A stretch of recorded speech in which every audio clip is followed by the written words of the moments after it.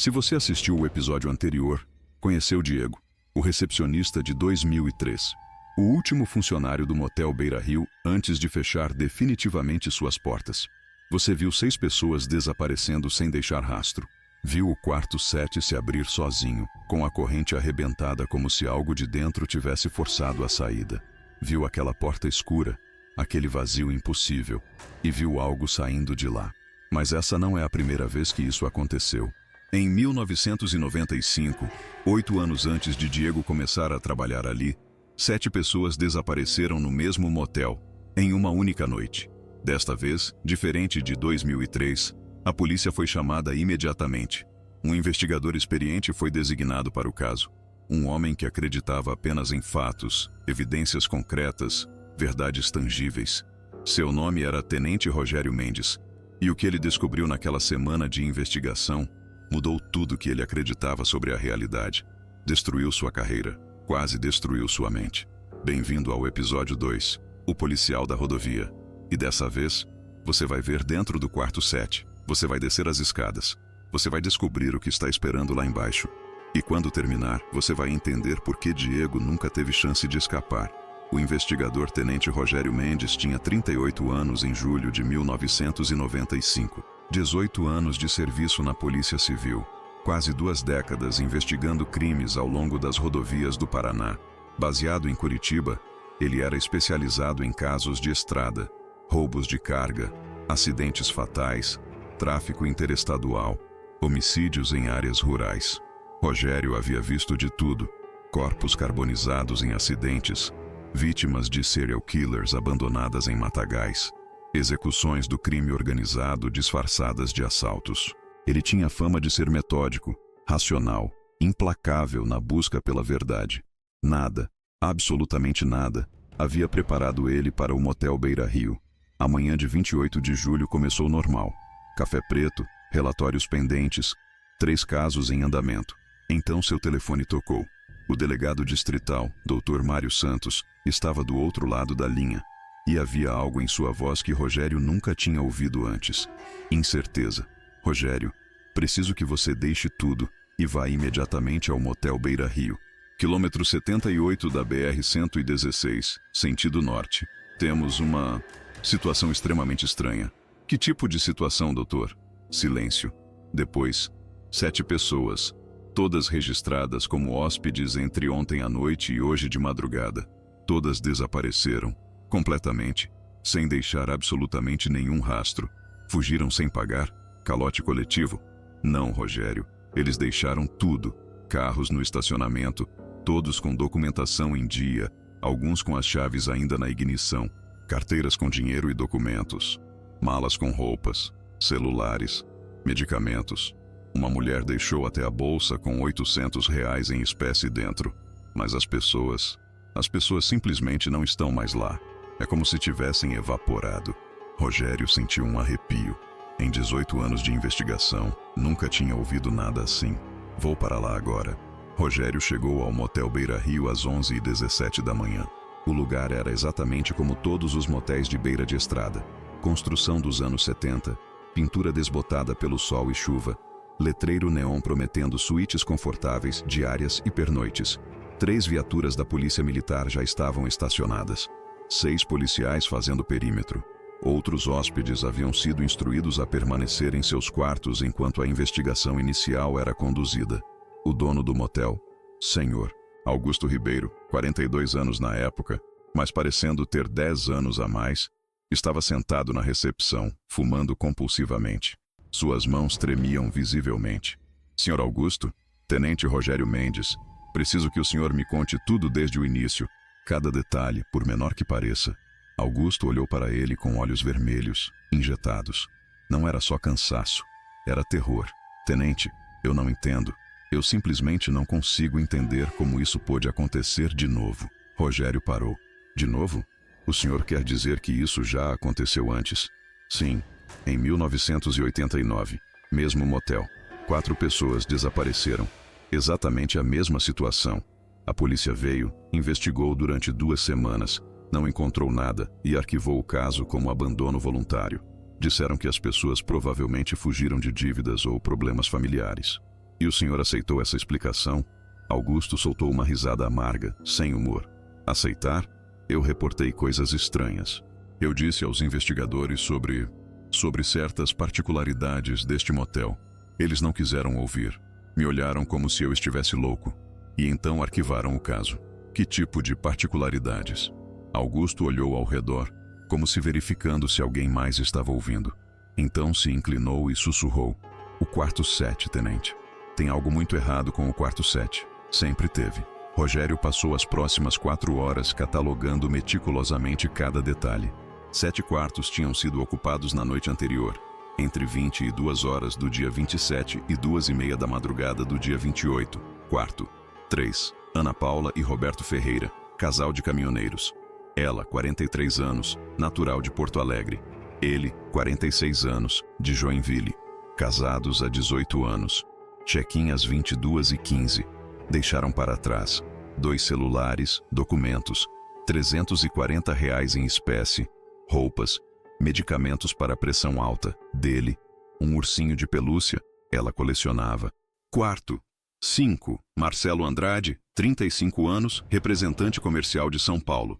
Check-in às 23h40.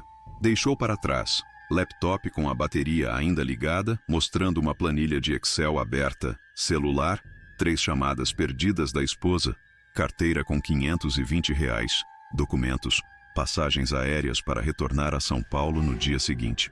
Quarto 8. Júlia Martinez, 22 anos, e André Oliveira, 24 anos. Casal jovem, noivos, check-in à 00:50. Deixaram para trás alianças de noivado sobre a mesa de cabeceira, celulares, múltiplas mensagens de famílias preocupadas, mala com vestidos de festa. Voltavam de um casamento em Florianópolis, carteiras com documentos. Quarto 12. Carla Mendes, 28 anos, professora de literatura, viajando sozinha, check-in à 1h20. Deixou para trás um diário. Última entrada. Cheguei cansada, mas feliz. Amanhã inicio minha nova vida em Curitiba. Livros, roupas cuidadosamente dobradas, celular, documentos, chaves de um apartamento novo. Quarto 15. Fernando Costa, 33 anos, e Gabriel Santos, 31 anos. Amigos de infância, engenheiros. Check-in às 22h30. Deixaram para trás 2 laptops, projetos de arquitetura impressos, celulares, carteiras, equipamentos de escalada. Voltavam de uma expedição na Serra do Mar. Quarto 18. Sebastião Alves, 65 anos, aposentado, viúvo, check-in às 2h10. Deixou para trás medicamentos cardíacos, essenciais para sua condição, foto da falecida esposa em uma moldura pequena, celular, documentos, mapa rodoviário com anotações. 7 pessoas, idades diferentes, histórias diferentes, nenhuma conexão aparente entre elas. Todos desaparecidos. Rogério verificou cada quarto pessoalmente. Cada um contava a mesma história impossível. Camas parcialmente desfeitas, como se as pessoas tivessem estado ali momentos antes. Toalhas úmidas no banheiro.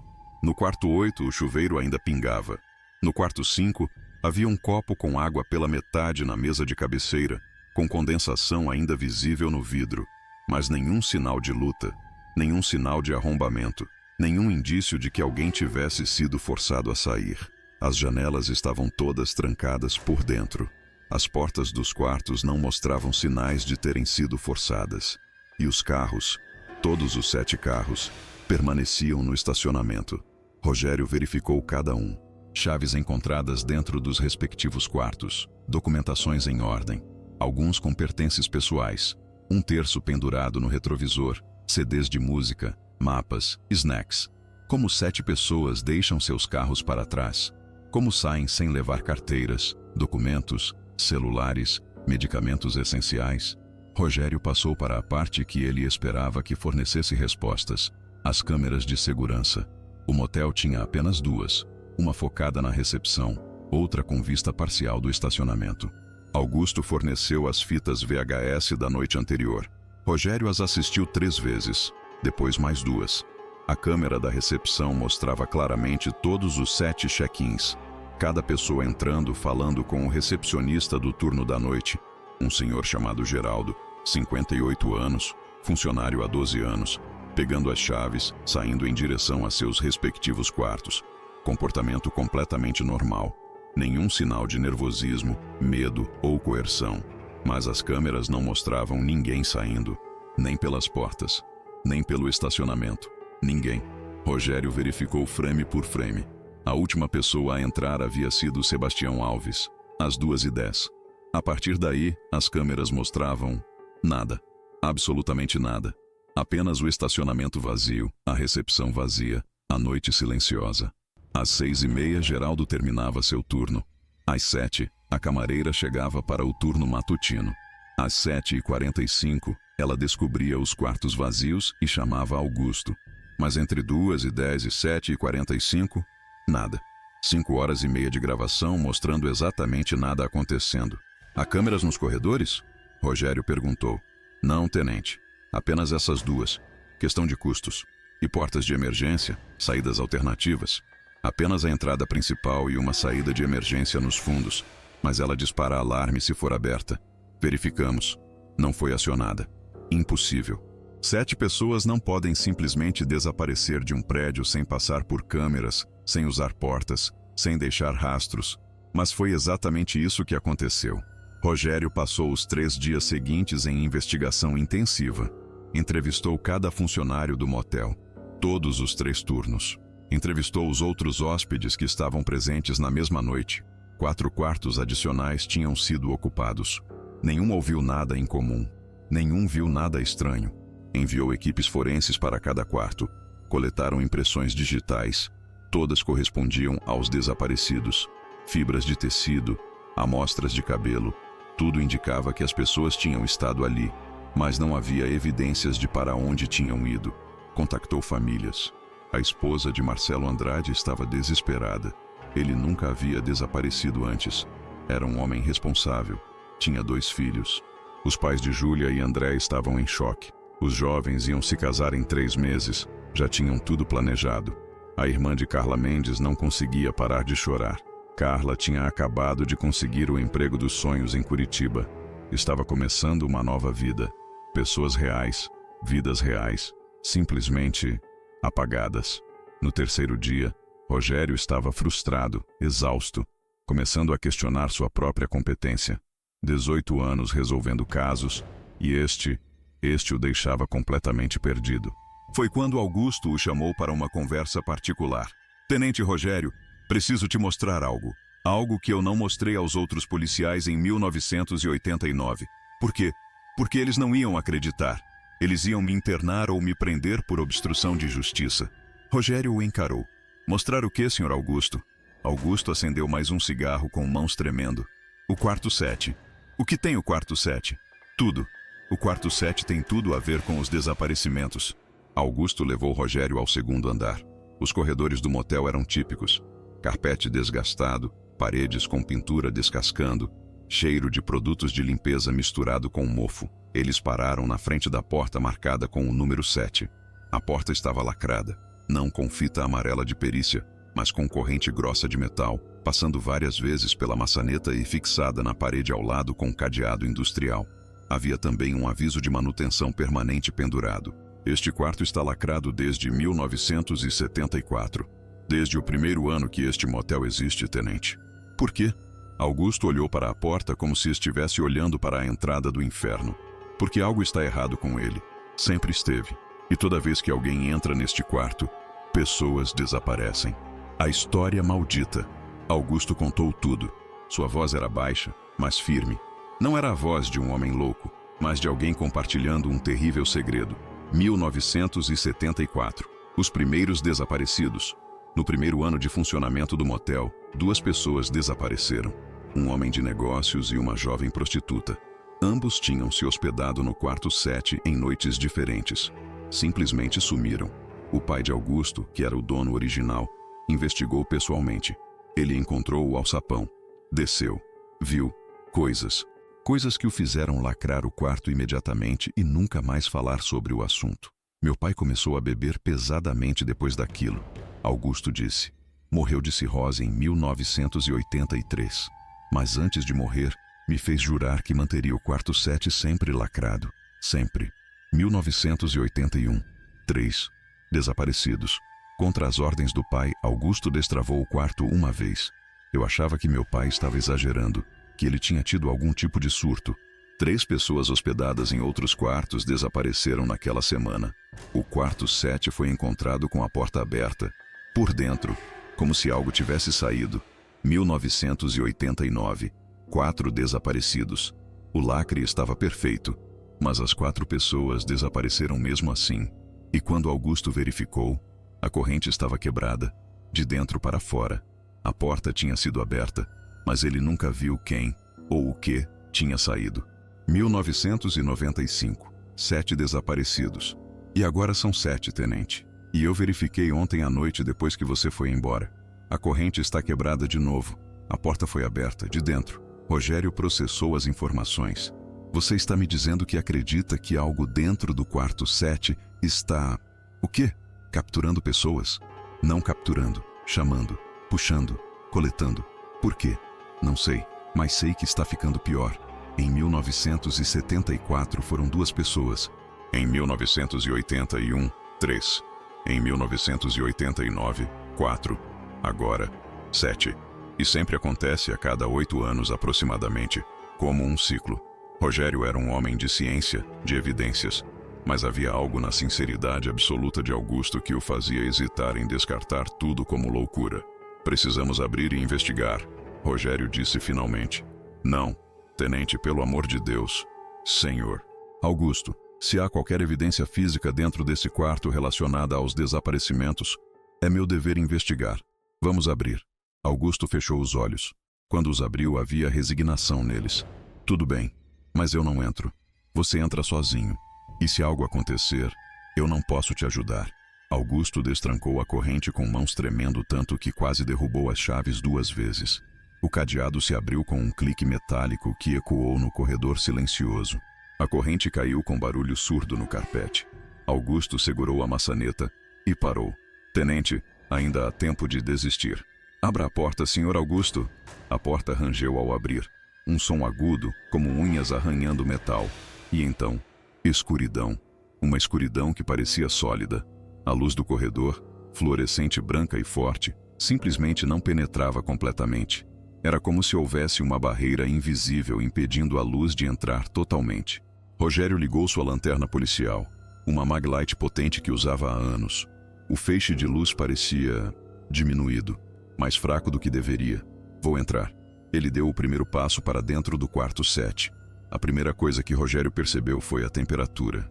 O corredor estava quente. Era julho, pleno inverno. Mas o sistema de aquecimento do motel mantinha os corredores em temperatura confortável. Dentro do quarto 7 estava gelado, não frio, gelado, como se ele tivesse entrado em uma câmara frigorífica. Seu hálito formou névoa na frente de seu rosto. A segunda coisa foi o cheiro. Não era mofo, embora o quarto tivesse estado lacrado por 21 anos.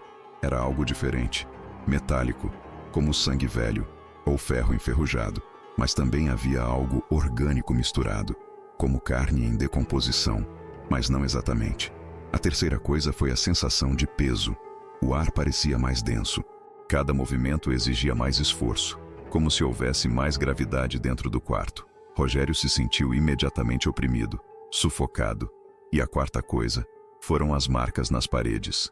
Rogério moveu sua lanterna lentamente, iluminando cada parede. Havia manchas, manchas escuras que pareciam mãos, centenas delas.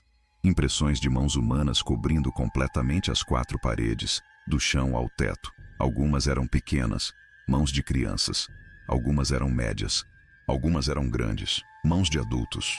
Todas tinham sido pressionadas contra a parede com força. Rogério podia ver os detalhes das linhas das palmas, as marcas dos dedos. E as manchas eram marrom avermelhadas, como sangue seco. Mas também havia algo viscoso, algo que ainda parecia levemente úmido. Augusto, há quanto tempo exatamente este quarto está lacrado? Da porta, a voz de Augusto veio fraca. 21 anos. Desde 1974. Ninguém entrou desde então. Isso é impossível, porque as manchas nas paredes não estavam completamente secas. Era como se tivessem sido feitas recentemente, dias atrás, talvez horas. Rogério se aproximou de uma das marcas, estendeu a mão e tocou. A parede estava quente, muito quente, como se houvesse algo vivo do outro lado, pulsando. Ele puxou a mão rapidamente. Rogério moveu-se para o banheiro. Era um banheiro padrão de motel. Pia pequena, vaso sanitário, chuveiro com cortina de plástico deteriorada.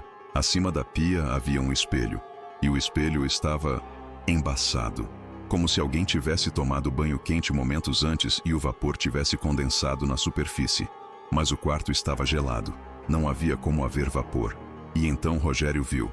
No espelho, mal visível através da condensação, havia uma inscrição, não escrita com dedo no vapor, mas gravada na superfície do vidro, como se alguém tivesse usado unha ou faca e arranhado diretamente no espelho. Eles estão esperando embaixo. Quase completo. 30 agora. Faltam 2. Embaixo? Embaixo de quê? Rogério olhou para o chão. Havia um tapete velho cobrindo o piso, padrão floral desbotado, cheio de poeira. Ele se agachou e levantou uma ponta do tapete. E viu uma linha perfeita no piso de madeira. Não uma rachadura natural. Era uma linha reta, deliberada, formando um retângulo de aproximadamente 1 metro por 1 metro. Um alçapão. Augusto, tem um alçapão aqui. A voz de Augusto voltou, aguda de pânico. Isso não deveria estar aí. A construção não tem porão. O prédio foi construído diretamente sobre a fundação de concreto. Rogério puxou o tapete completamente para o lado, revelando o alçapão completo. Havia um trinco simples, apenas uma argola de metal. Ele colocou a mão na argola. Estava fria, muito fria, como tocar gelo. Puxou. O alçapão se abriu, e de dentro veio um cheiro. Não, um fedor. Algo podre, algo antigo, algo que não deveria existir. E havia escadas, escadas descendo, para uma escuridão que sua lanterna não conseguia penetrar.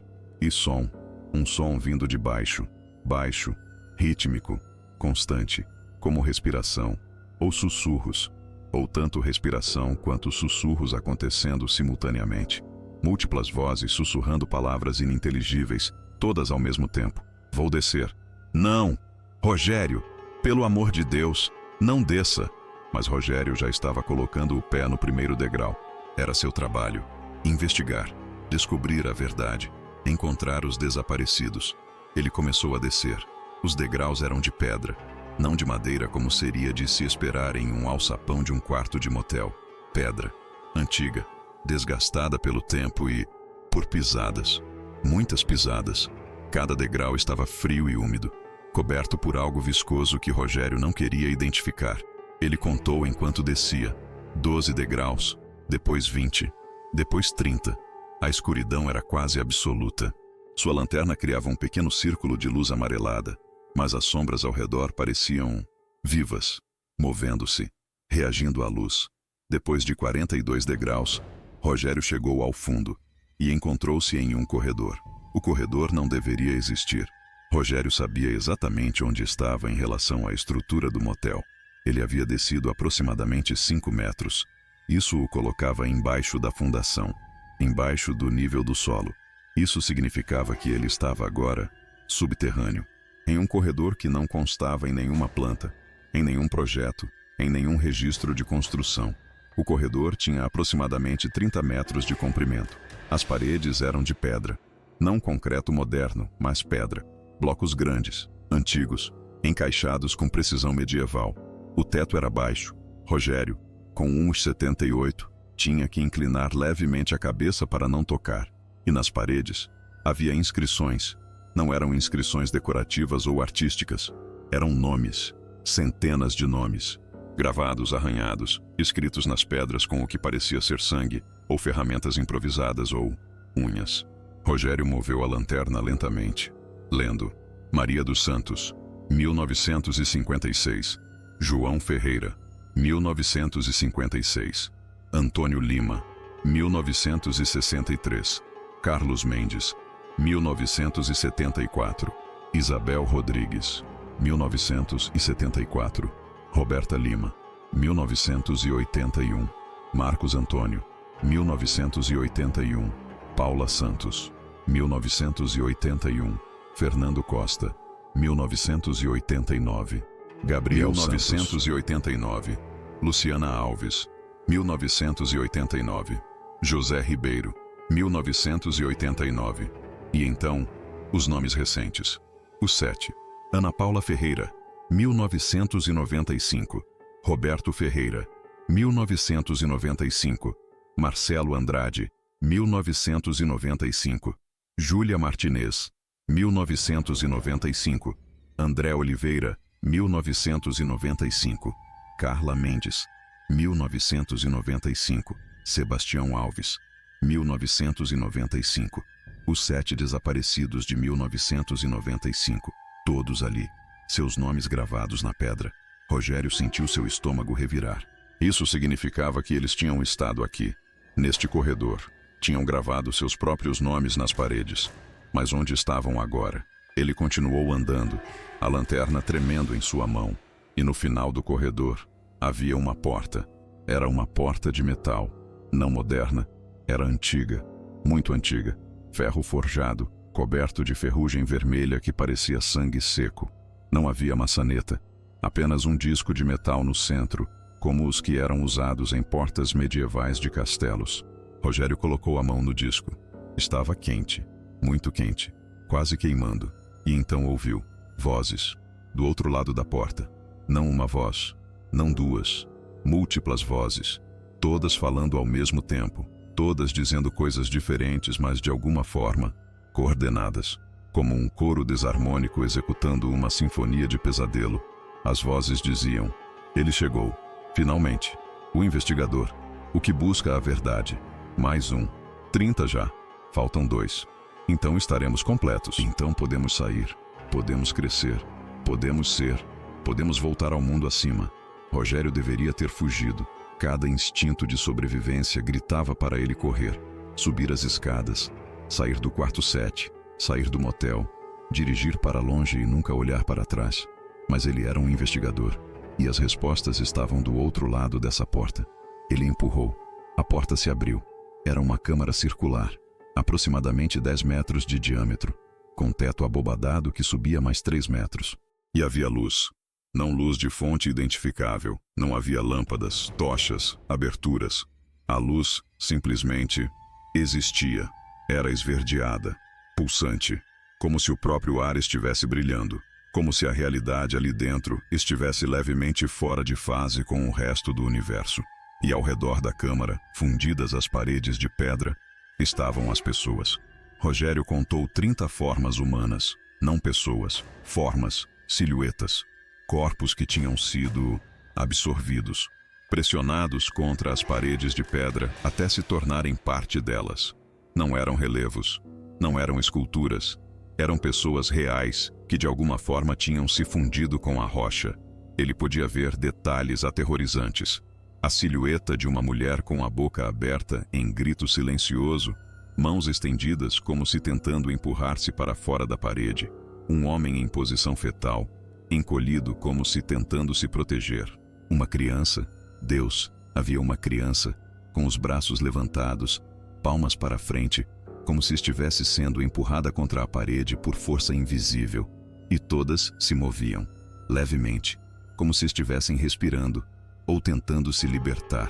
Os dedos se flexionavam milimetricamente. As bocas se abriam e fechavam um pouco.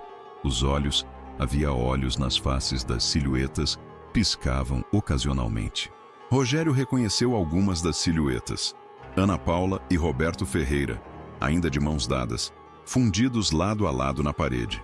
Júlia Martinez, sua face congelada em expressão de terror absoluto. Sebastião Alves, o homem de 65 anos, com uma expressão que parecia aceitação resignada.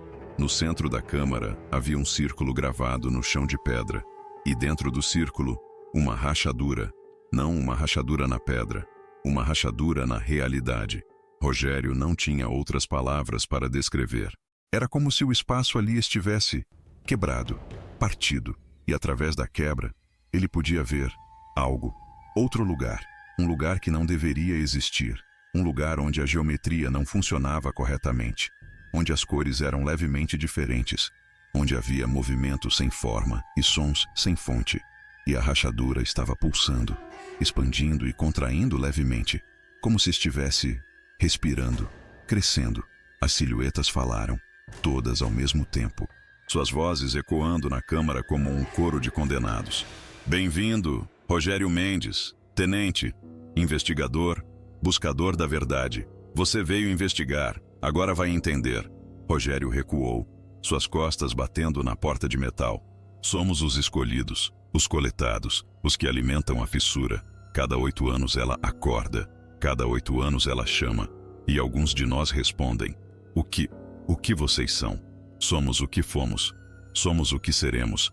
Estamos entre, mantemos a fissura aberta, mantemos o portal ancorado. Portal para onde? Para lá, para o outro lado, para onde viemos, onde todos vieram. Antes que este mundo fosse este mundo, as silhuetas começaram a se mover mais intensamente, tentando se desprender das paredes, mãos começando a emergir alguns centímetros, rostos começando a se projetar, a pedra estalando sob pressão. Somos 30.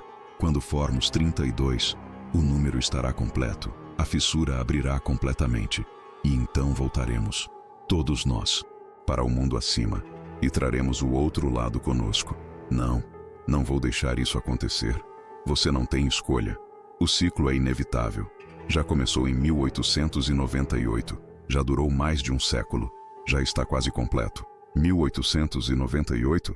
O que aconteceu em 1898? A pousada, a primeira construção, a mulher que trouxe isto aqui. Ela sabia, ela entendia, ela abriu o caminho. As silhuetas continuaram. Fique, seja o 31º, seja parte de algo maior. Ajude-nos a completar. Depois você vai entender, depois você vai ver, depois você vai ser. Rogério tropeçou, caiu de joelhos.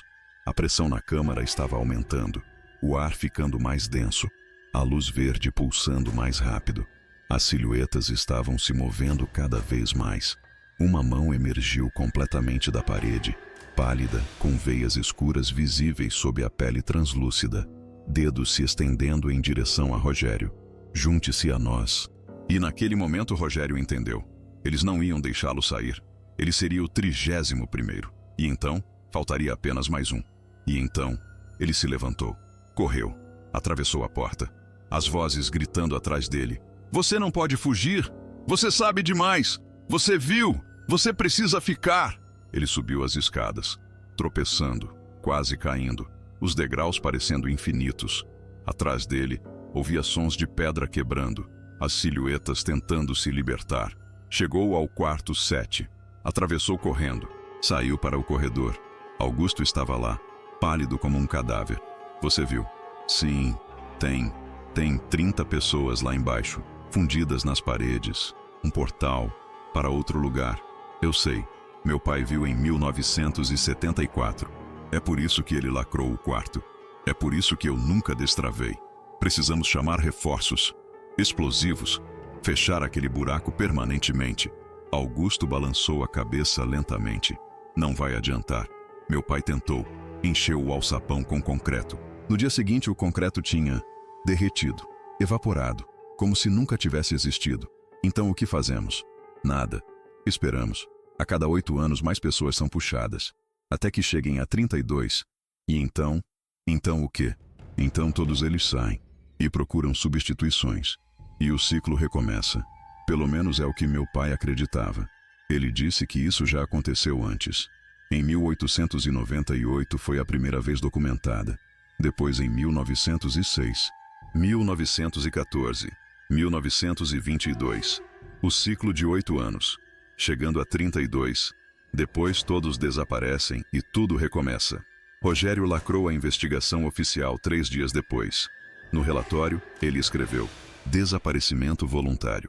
Evidências sugerem que as 7 pessoas abandonaram suas posses e deixaram a área por razões desconhecidas, sem sinais de crime.